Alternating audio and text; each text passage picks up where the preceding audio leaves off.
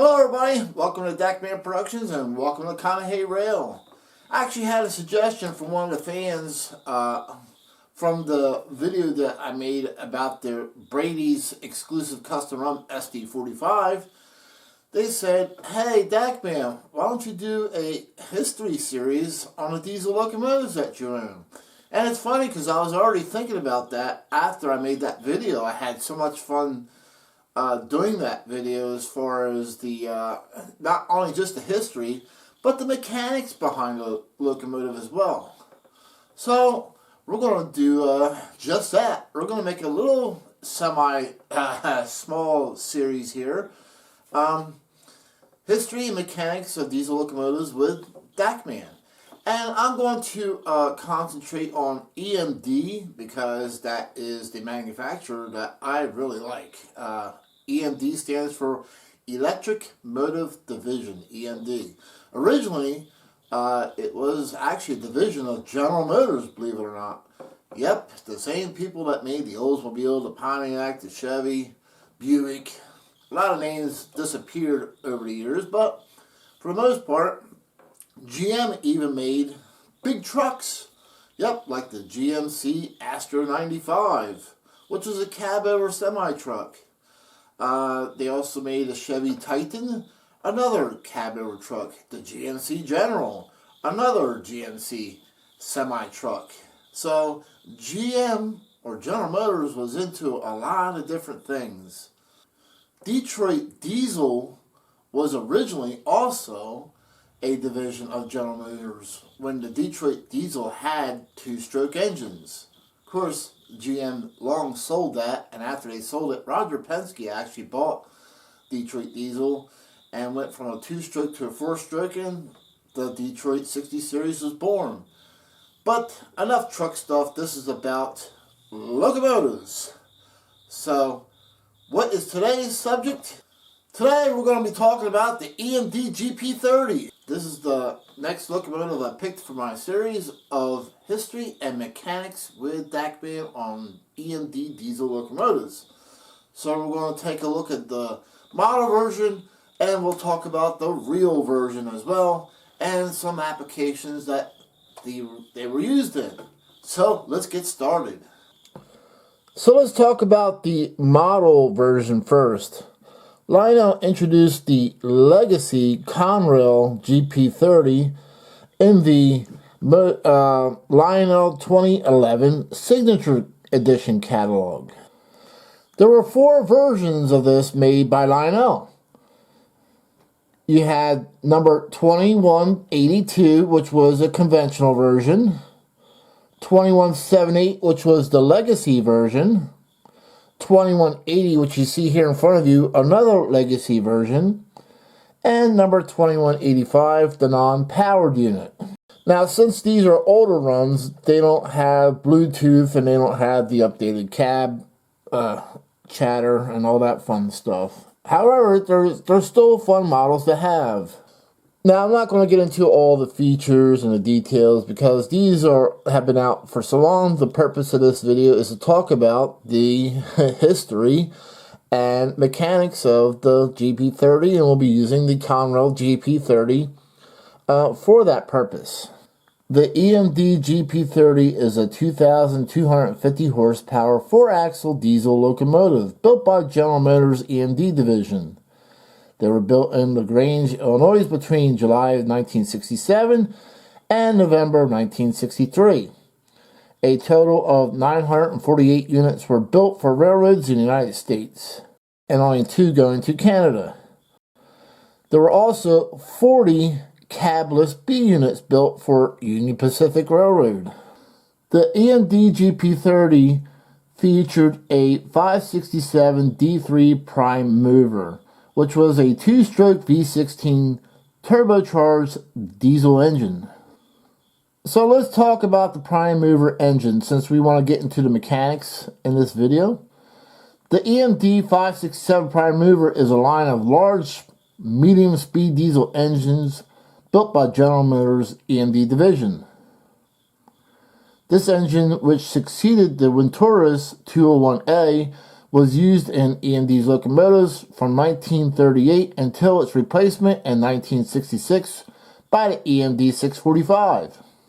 So on a more interesting note, the model number 567D3, the 567 part of that model number has a meaning.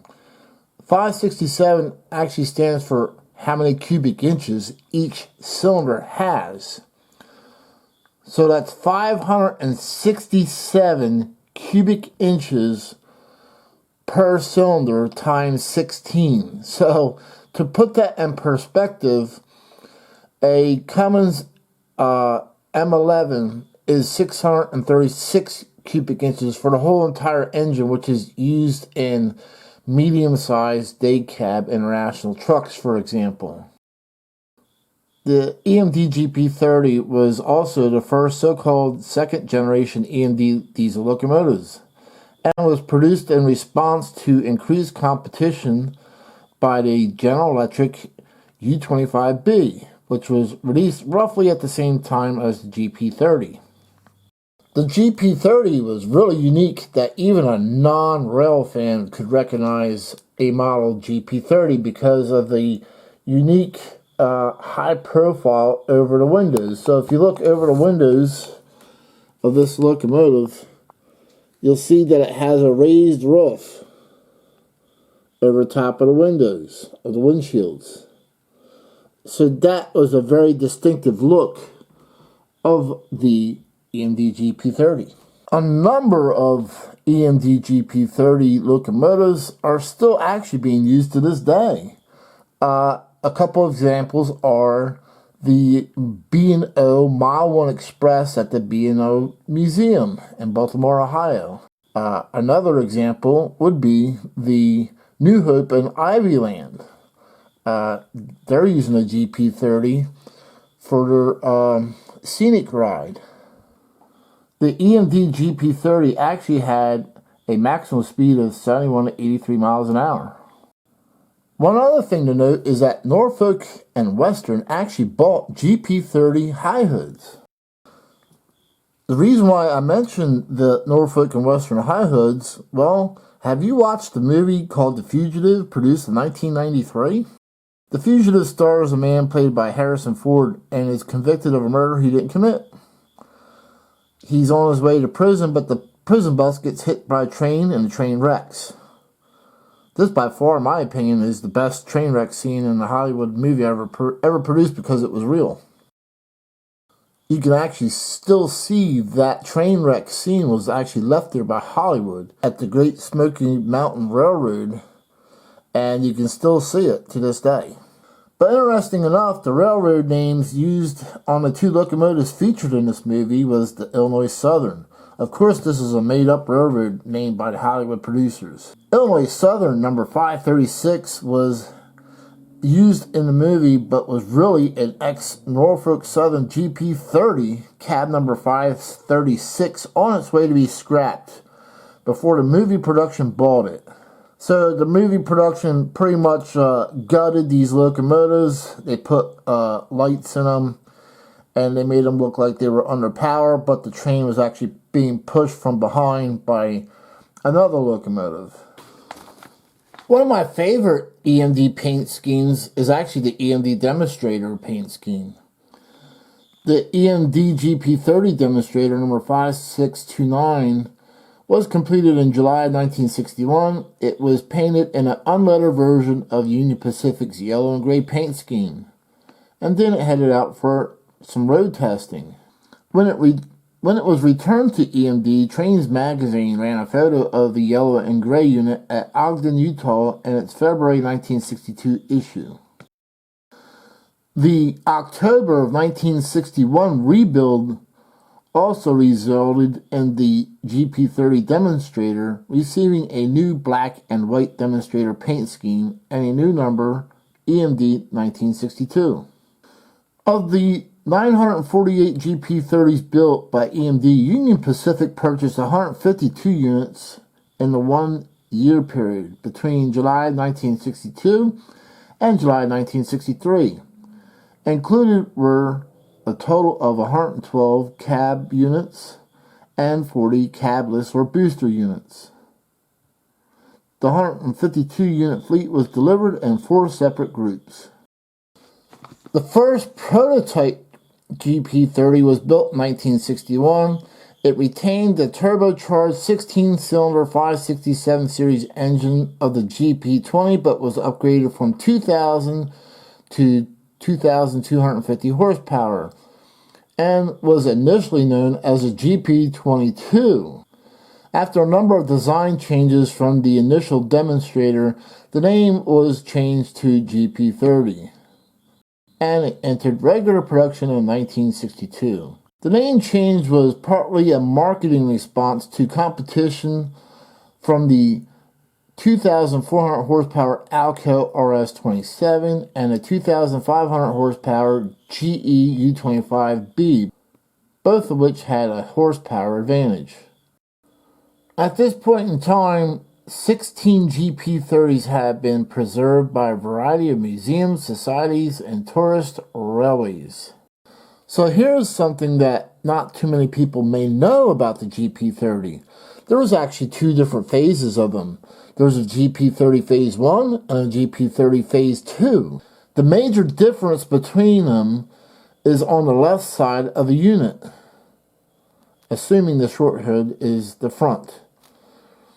On Phase 1, the cab on the left side is the same length as on the right side. On Phase 2, however, the left side of the cab is longer due to EMD adding room for another seat at the request of Union Pacific, who made it standard after that. Since the cab is longer, they also removed one of the handrail stanchions behind the cab as it was no longer needed. So USA Trains, which is a G-scale manufacturer, they made the EMD GP30 and 1/29th scale as a G-scale model. They actually made the 2 different phases of the GP30. A Phase 1 regular cab and a Phase 2, which is extended on the side that I mentioned. The exception to Phase 1 and 2, of course, would be the demonstrator, which was actually an oddball unit.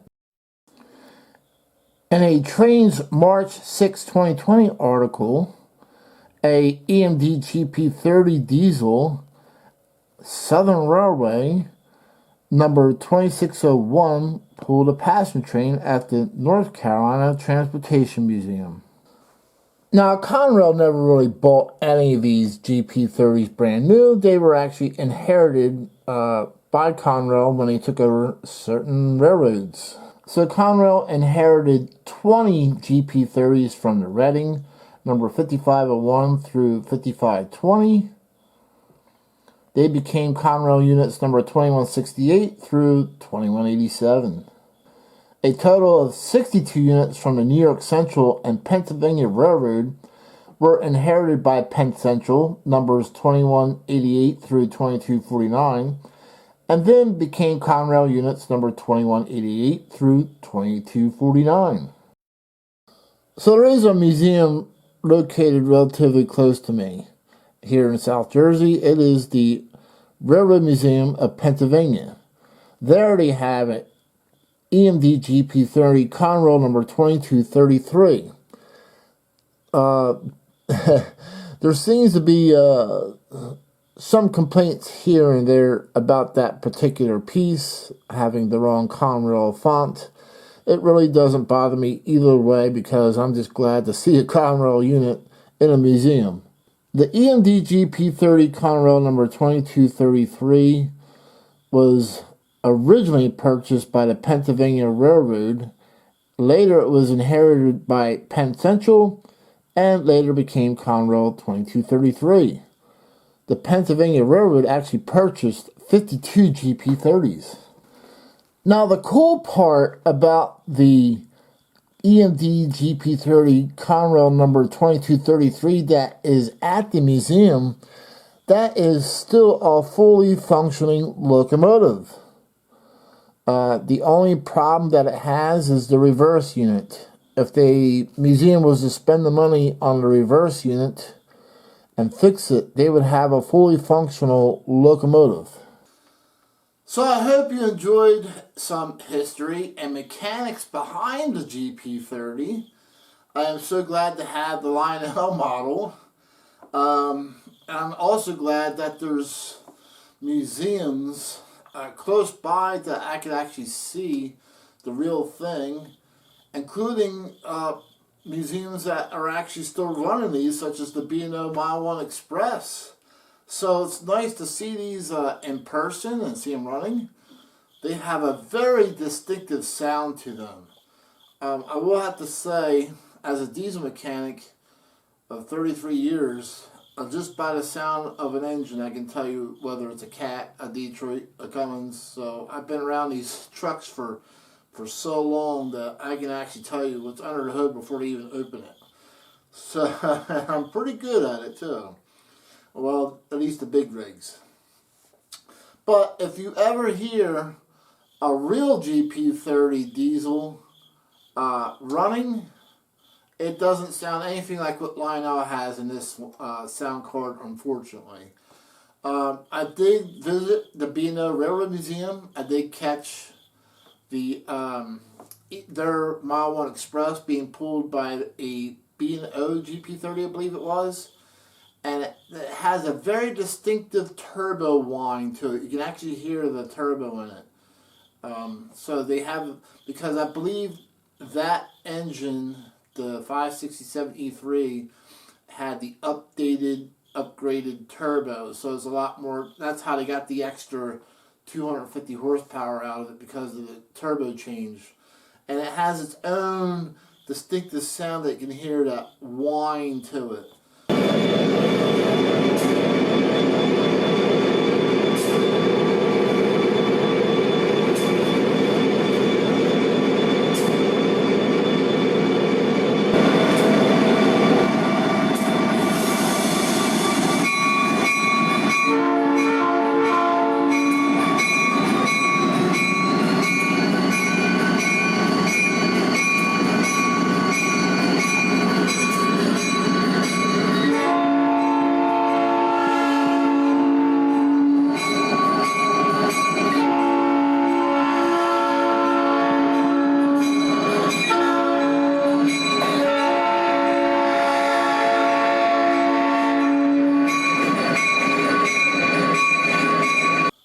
So thank you once again for joining me, Dakman, in the mechanics and history behind EMD diesel locomotives.